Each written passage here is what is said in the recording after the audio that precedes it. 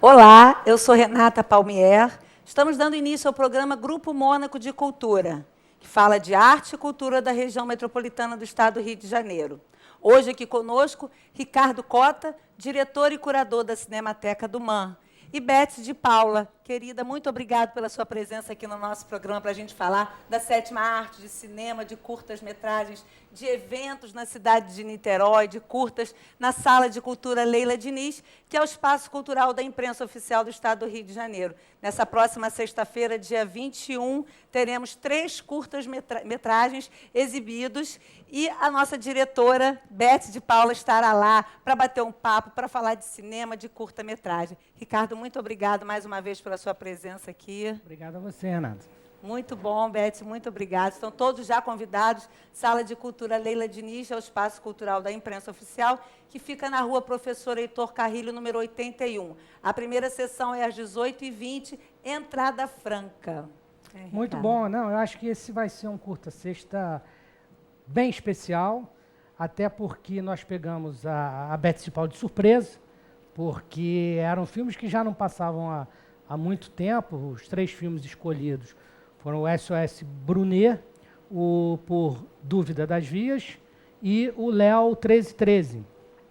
E são 3 filmes assim, de início de carreira que já apontam muitas características do cinema que a Beth iria fazer depois. E são 3 anedotas, nós podemos dizer assim, que falam muito daquele período, mas que, infelizmente, ainda falam muito do período que nós vivemos hoje em dia, porque trata do mundo das celebridades, trata dos problemas relacionados à burocracia, que são problemas que nós ainda continuamos a enfrentar, e também sobre um certo retorno ao preconceito de classe, né, que é algo que nós estamos, infelizmente, vivendo nos dias de hoje. Então, eu acho que é uma oportunidade muito bacana de retomar esses filmes, de rever esse momento da trajetória da Beth e de falar um pouco do Brasil.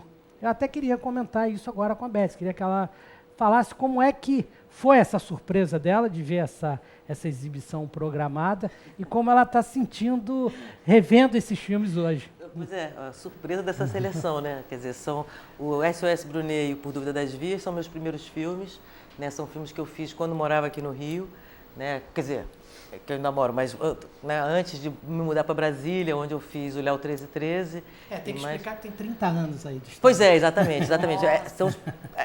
Pois é.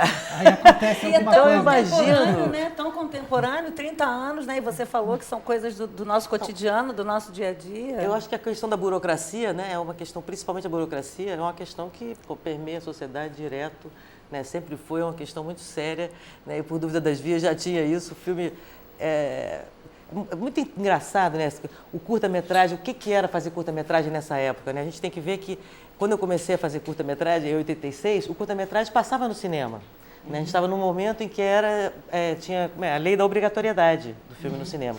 Então você tinha que fazer aquele filme com 15 minutos, né, até 15 minutos, e passar junto com o filme americano, né, com o filme estrangeiro. Então a gente tinha uma certa obrigação de fazer um produto bem acabado, de um produto bacana, que tivesse, né, cenografia, direção de arte, né, elenco, né, que fosse um produto compatível, né, com outro que vai ser visto em seguida, né, sendo que aquilo ali é o aperitivo, né, e tem que ser bom para poder o pessoal não ficar falando mal do cinema brasileiro. Né? Era então, como se fosse o primeiro passava os curtas e depois entravam os longos. Exatamente. Era uma lei que obrigava sempre um curta brasileiro antes do filme principal. É uma lei que é muitíssimo antiga, né? Que antigamente passavam os cinejornais, né? Logo na década de 60, né? Tal, 50, 70, passavam os cinejornais. Era o complemento brasileiro à programação estrangeira. Né? Era uma coisa obrigatória, que foi obrigatória até os anos 90. Então, esses filmes foram feitos dentro desse, né, numa época que o pensamento de quem fazia curta-metragem era esse, né? Eram pequenos longas, né, praticamente. Né? 15 Não era uma minutos, coisa, né? Menos experimentação de linguagem, né, e mais um pequeno longa com a disposição mesmo de atrair o público, né, de conquistar um público. Agora, você sempre contou com grandes elencos, né? Como é que, a começar pela SOS Brunet, que tem a própria Luísa Brunet, Gente, Antônio Pedro. Isso aqui para nós foi uma maluquice, né? Eu cismei que queria fazer o filme com a Brunet, botei isso na cabeça e diretor, mesmo iniciante, ou talvez quanto mais iniciante, mais, né, cabeça dura, né? E aí tinha que fazer aquele filme com a Brunet e fiquei em cima dela e tal, vamos até convencendo, de graça, né? Que é o primeiro filme, né? Todo mundo está de graça. Mas eu fui assistente de direção, né? Antes de começar a dirigir os filmes, eu fui assistente de direção de muitos longa-metragens. E eu era aquela assistente de direção que cuidava, digamos assim, do elenco. Né? Então o elenco tinha muitos amigos. Né? Então foi por isso que eu consegui, de graça, né? Praticamente aquele elenco do Por Dúvida das Vias, que é um elenco incrível. Né? Incrível. Luiz Cardoso, Marieta Severo, Antônio Pedro, Carlos Gregório. A Silvia. Silvia Buarque, né? Cecilinha de Paula, né? Enfim, é um elenco... Você acha que naquela época as coisas aconteciam mais no amor mesmo e hoje a coisa está muito comercial? É mais ou menos isso? Não, sempre teve esse cinema do amor e o cinema comercial, né? Digamos, essa distinção sempre teve. Até eu acho, né, que hoje, para você fazer curta, eu dei aula de cinema também, a gente fazia curta todo dia, né? Foi uma facilidade muito grande. A tecnologia desenvolveu, né, de um tal grau, né, que é uma coisa simples. Antigamente, você fazer um curta era um sistema como de fazer um longa, né? O filma, vai revela, copia, monta, tinha toda uma, né, eu acho mixagem, que no estúdio de mixagem. há uma profissionalização maior do audiovisual nesse período de 30 anos, e evidente, mas é claro que essa relação, a relação pessoal também ajuda muito. Nós mesmos já conversamos aqui com vários cineastas que estão começando, que fizeram seus filmes na raça, muitos até sem incentivo e tal. Então, quer dizer, eu acho que esse espírito permanece. Mas a mudança da tecnologia facilitou muito, né? As câmeras hoje, tudo. Existe uma facilidade na edição. Você filmou com... BL, com câmeras enormes, pesadas, né? E arranjar de graça uma câmera era difícil, né? Porque o SOS Brunet foi feito sem nenhum recurso, né? Foi feito assim, eu vendi o carro do meu irmão, né? E fazer o filme. Por Dúvida das Vias, não. Aí já tinha concurso da Embrafilme, daí era Embrafilme. É um concurso da Embrafilme, aí recebeu um dinheirinho. Aí como que essa comercialização aconteceu e como que isso foi crescendo dentro da história? Até chegar hoje com o custo quanto custa fazer um curta hoje de qualidade como com um bom elenco, com... Pois é, isso aí, essa lacuna... Olha, eu apresento filmes lá na Cinemateca que os diretores me disseram que fizeram com 9 mil, 11 mil reais. Pois é, de zero a 700 mil reais, né? Agora, é complicado isso, curta, né? Agora, você está contando que você vendeu o carro do seu irmão? Foi. Bom, o irmão da Betsy é o Marcos Palmeiro. Então já ajuda um pouco o elenco, né? Naquela época ainda estava... Naquela época ele era, não era, né? Eu é que estava dando uma força para ele. Mas a família toda muito querida do público, né? E ele vendeu o carro porque o carro estava ruim. Aí aí eu falei, pô, deixa eu pagar aqui as coisas com esse carro aí, coisa negativa e tal. Não, tem uma geração toda que está começando ali, a própria Silvia, né? Silvinha, eu fiz teste ali, Silvinha passou no teste, né, para aquele personagem, né, um personagem complicado, porque é uma escada, né, os personagens que a Silvia faz no Por Dúvida das Vias, né, ela é uma escada para todos os outros personagens, então era difícil, né, uma coisa generosa, né, que tem que ter tem que ser boa, e tem que a gente estar com ela sendo escada, então... Esse fato de você vir de uma família de cinema, né, seu pai, Zelito Viana, grande cineasta, produtor também, mais importante de um período mais importante do cinema brasileiro, cinema novo. Você viveu isso como um facilitador ou isso às vezes pode ter sido ou foi natural? Foi natural, tem os dois lados, né? Tem um lado muito engraçado, né? Quer dizer, porque a Mapa também era na minha casa, né? Então eu era acordada às vezes pela secretária, estão ligando para você da Embrafilme, né? Eu, sabe? Então eram umas situações meio assim... meio engraçadas, mas também, por outro lado, isso faz de qualquer jeito. Fala, não vai fazer de qualquer jeito. Faz no elevador normal. Não vou fazer no elevador normal, vou fazer no estúdio, né? E aí, vou fazer no estúdio, quer dizer, tem que arranjar o estúdio de graça, o elevador de graça. Tem que arranjar o elevador de graça, o estúdio de graça, tudo de graça.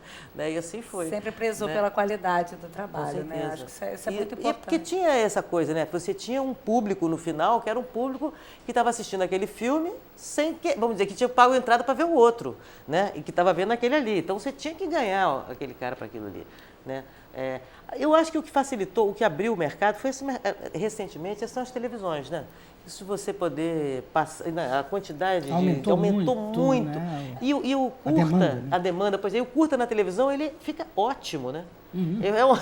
É um tempo. A rede bom. social também, o YouTube, né? Hoje também. Você consegue ver filmes com qualidade, você é melhor do que ninguém, pode Não, falar naquele, disso, né, naquele período, a gente estava tentando se lembrar onde a gente viu os filmes, né? Porque você não tinha como, se não fosse no circuito dos festivais, ou então nessas sessões que o filme, ela estava lembrando que o filme dela passou num determinado momento com um filme chamado Área, que foi um filme que fez um sucesso muito grande num determinado público naquele ano, né? Isso facilitava. Você imagina o que era exibir um curta-metragem na sessão do ET, por exemplo. Isso, inclusive, depois até criou algumas distorções com a lei, porque começaram a ser feitos produtos de baixa qualidade para se aproveitar das...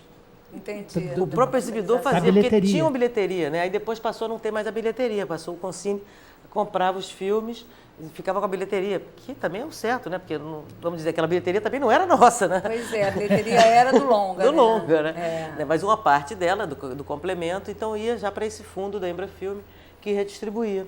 Né? Então Agora, você, vendo seus primeiros filmes, tinha essa pegada de ficção, sobretudo do humor, que se manteve, mas depois, em determinado momento da sua carreira, você foi para um lado documental, mais forte, mais presente.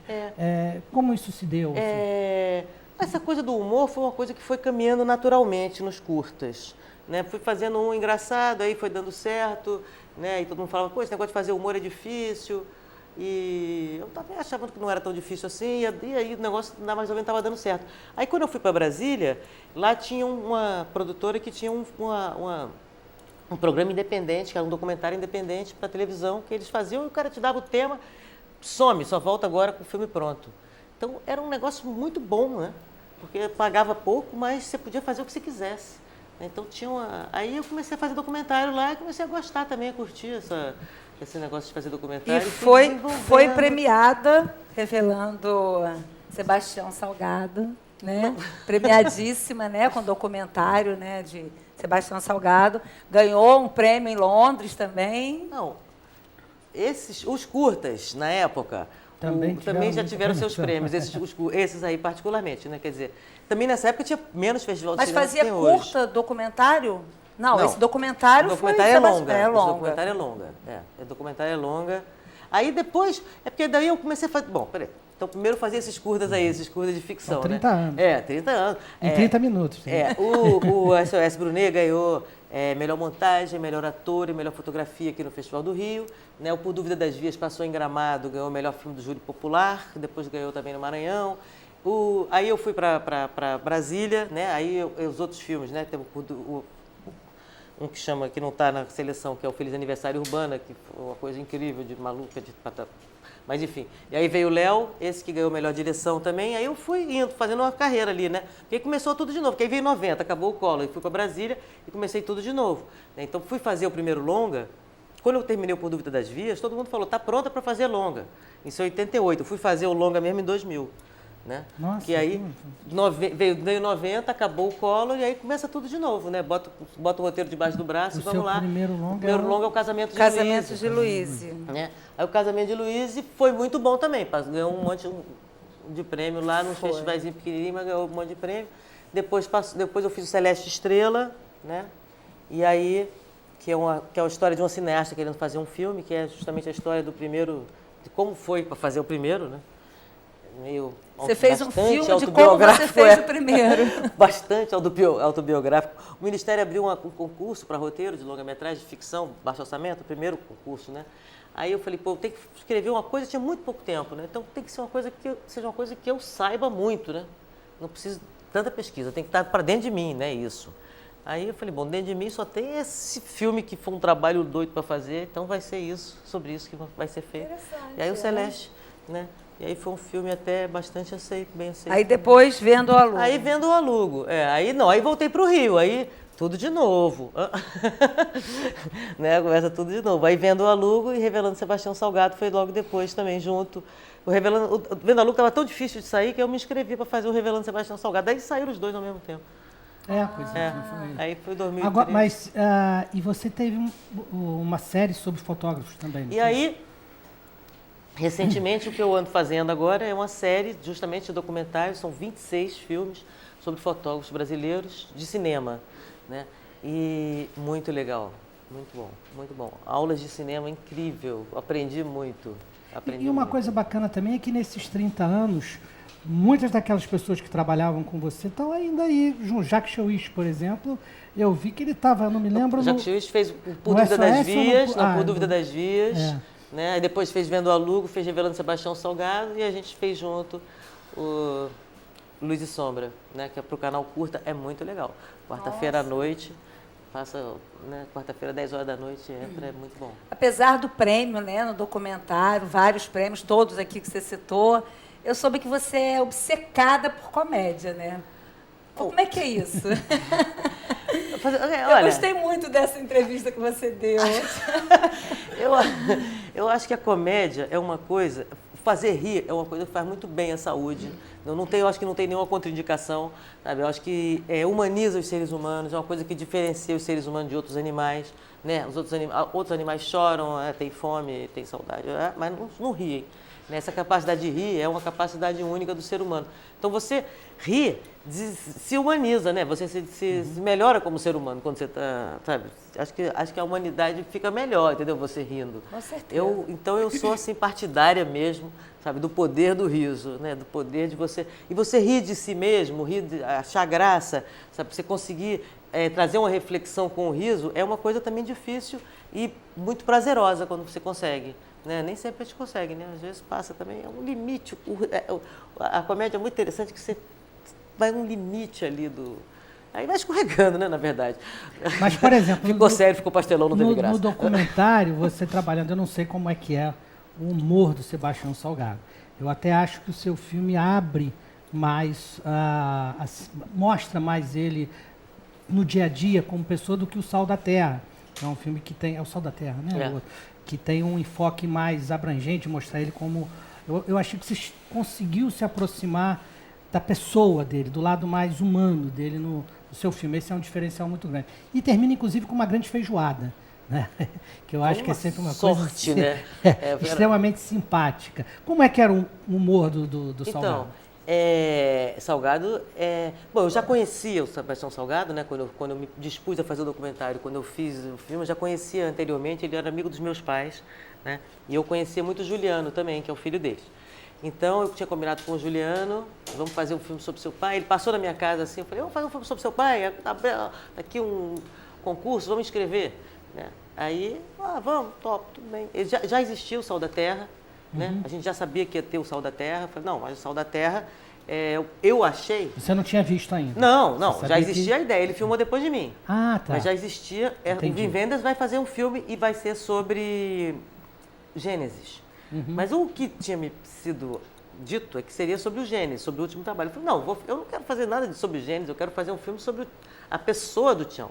Né? Porque eu achava que o trabalho do Tião é um trabalho incrível que as pessoas não sabem, né, o quanto é que ele trabalha para conseguir tirar aquelas fotos, né, o tempo que ele fica, né, a dedicação que ele tem, sabe, o toque. Isso que eu descobri no filme, que ele tem toque. Né? Com a mulher, né? Ele, a mulher, a imersão que eles ficam para fazer aquilo. Né? Isso incrível, é que eu acho que era o que eu queria. Incrível, esse feeling. Incrível. Então aí eu falei, pô, isso é que é o caminho. Agora eu acho que o filme também é bem engraçado, é bem humorado, né? E agora eu fiz um outro. Pois é, isso Desarquivando Alice Gonzaga. Que esse é muito engraçado. É um documentário sobre Alice Gonzaga, né? Que é filha do Adhemar Gonzaga, né? Que é um pioneiro do cinema brasileiro, que fundou o primeiro estúdio, a Cinédia. E Alice é um arquivista incrível, tem uns arquivos fantásticos. E o filme é muito engraçado. Ele é muito engraçado, o filme é muito engraçado. Ela é de uma vivacidade. A Alice deve ter o quê? Deve ter uns 80 e tanto. 80 ela não gosta de 80 e poucos. 80 e pouquinho. Mas ela está presente no Festival do Rio, encontrei com ela em vários filmes. E sempre que ela me vê, ela fala assim, a gente tem que arrumar tutu para a Cinemateca. Tem que arrumar tutu. Ele é muito engraçado. Você falou em Festival do Rio, né? Fala um pouquinho, o que vocês acharam, qual foi a repercussão desse... Do ponto de vista lá do trabalho que a gente faz na Cinemateca, esse ano foi muito importante porque se tratou do tema da preservação e da conservação. Então, teve uma reunião muito importante do Centro de Pesquisadores e passamos alguns filmes restaurados, é um caso de polícia, filme da Patrícia Tiveri, dos anos 50. Encontramos um filme do Flávio Migliatti, o único filme que ele dirigiu, um filme chamado Os Mendigos, que não era exibido desde 64. Nós conseguimos uma cópia em 16mm, exibimos. Fizemos uma homenagem ao Cacá Diegues, que fez 50 anos do A Grande Cidade. Enfim, eu acho que dessa vez a gente está começando a montar. E a janela do Festival do Rio é muito importante para nós, para discutirmos essa questão da preservação. Já tem que começar a pensar em preservar o filme da Best, tem 30 anos aí. Né? Tem que preservar tudo isso. A gente não pensa, né? A gente produz e não pensa. Um dos filmes que vai passar, esses filmes que eu fiz em Brasília estão perdidos. Olha. Não tem mais. Eles têm... Né, só tem essas cópias de... O Léo 1313 é um filme que a gente não achou. Eu agora, nesse processo de fazer esses filmes com os fotógrafos, né, fui começar a procurar, por acaso, né? Então vem cá. Eu fui com o Hernani na Cinemateca, o Hernani falou, você sabe onde estão seus filmes? Eu falei, então aqui, né? Ele falou, não, aqui não estão, não. Não estão? Olha! Aí comecei a procurar os filmes e, esses filmes de Brasília não estão mesmo. Não estão em lugar nenhum. Vamos procurar. Então, procurar, pelo amor de Deus. Filme nacional, vamos procurar. Mas quer dizer, você vê que se você não preservar, essa questão da preservação é uma questão muito séria, muito importante. E esses HDs agora, então, esses são em 35mm, agora imagina HD.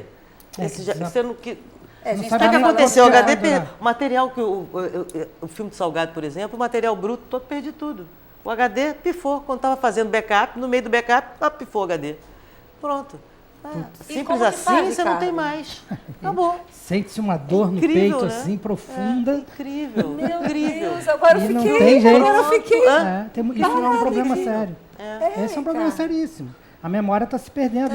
Quando se fala de perda de memória, todo mundo pensa que é de 100 anos para lá. Não, estão perdendo memória de 2, 3, 4 anos para cá. Pela mudança tecnológica e pelo desconhecimento de que suporte vai sustentar os próximos... Como armazenar isso. Em que se armazena, né? Em que se armazena, né?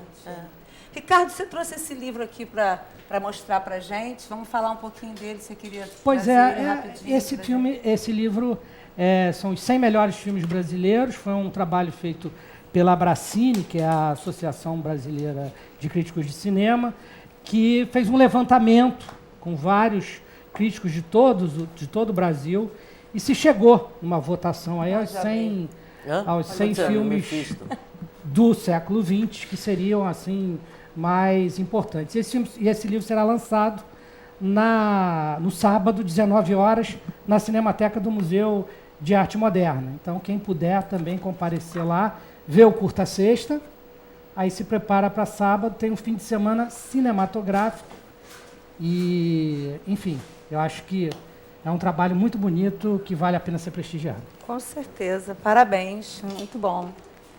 Beth, você falou que você também é professora, né? Você dá aula, você foi professora. Você está achando dessa nova geração de cinema? Você está vendo que está surgindo gente boa, gente nova, gente com ideias? Que você está vendo dessa? Incrível, eu acho muito bacana, acho ótimo. Tem uma expectativa grande dessa nova geração? E agora o problema sempre foi o espaço no cinema, né? Porque a quantidade de sala de cinema não aumentou, né? Desde 1970 para hoje, a quantidade de sala de cinema é a mesma e a quantidade de cineasta aumentou muito, né? A quantidade de manifestação artística aumentou muito, né? Mas agora, acho que com essa entrada na televisão, na TV a cabo, TV por assinatura, acho que consegue muita coisa bacana, né? Você consegue ter um espaço de ver trabalho de pessoas novas, né? De elenco, de equipe, né? Acho que hoje você tem pessoas vivendo da sua profissão na área do audiovisual. Nesse período aí, de 86, por exemplo, eu estudava aqui na UF, né? Eu fiz cinema aqui na UF. E era dificílimo fazer um filme, porque você tinha que esperar chegar a lata. Quando a lata chegava do filme, tinha que ver se não estava vencido. E aí era uma briga que todo mundo queria dirigir o filme. Aí acabava fazendo um filme que cada um dirigia uma sequência. A lata do não tem como filme. ficar. Não tinha A como ficar. lata era Mas tão saíram cara. coisas muito boas, muito boas. Muito boas, pois Mesmo assim, com toda essa dificuldade. É porque vocês eram saíram. muito bons, né? A lata era Vocês tão são caro, muito era tão bons. caro o filme, que era mais barato importar o filme com o filme americano dentro do que a lata virgem. Entendeu? Pra você ter uma ideia Era da caríssimo. diferença. Era caríssimo, era uma coisa, você botava R$500 por 4 minutos. Acabou. Né?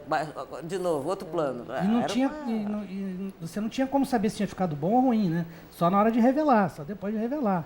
Não, Então, era uma coisa incrível, você não olhava. A não tinha- mudança, hoje eu vejo a garotada tem um desenvolvimento técnico muito maior do que eu tive no período.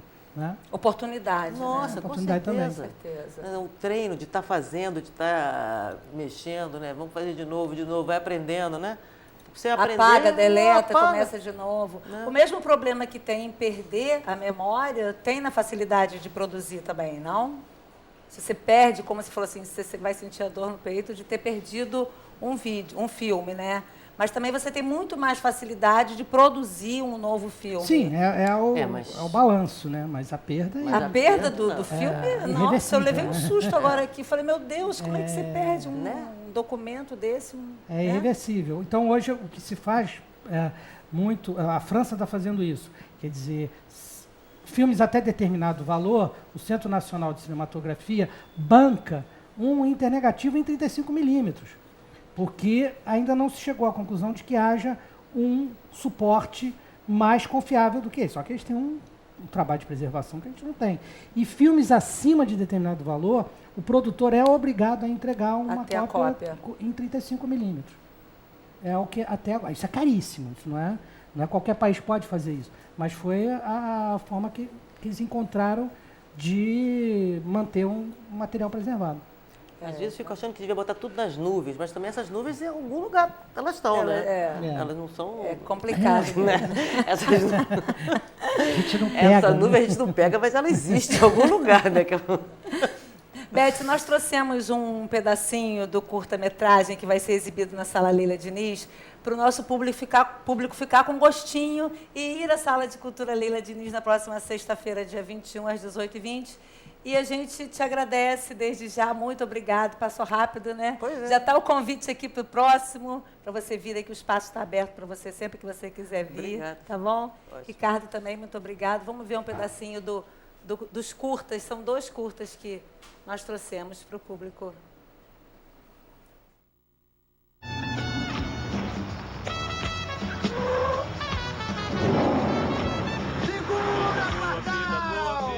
Vida boa é ter dinheiro pra gastar, só pra gastar. Vida boa, vida é ir gastando e ter um trouxa pra pagar.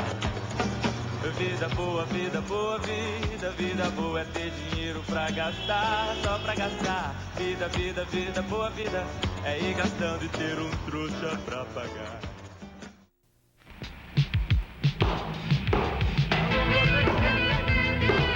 Encosta mais o carro, alô? Aqui, encosta. Tá muito longe aí? Não, dá pra ir a pé, né? Aí. Ô, moça, é a pé. Tudo bem, depois a gente acerta. É rapidinho. A área é de rebote, hein?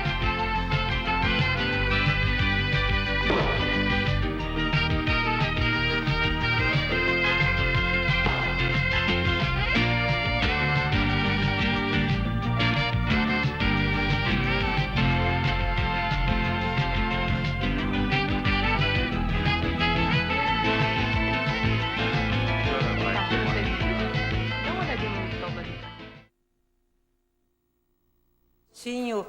Da próxima sexta-feira, do Curta Sexta, na Sala de Cultura Leila Diniz, um projeto da imprensa oficial do Estado.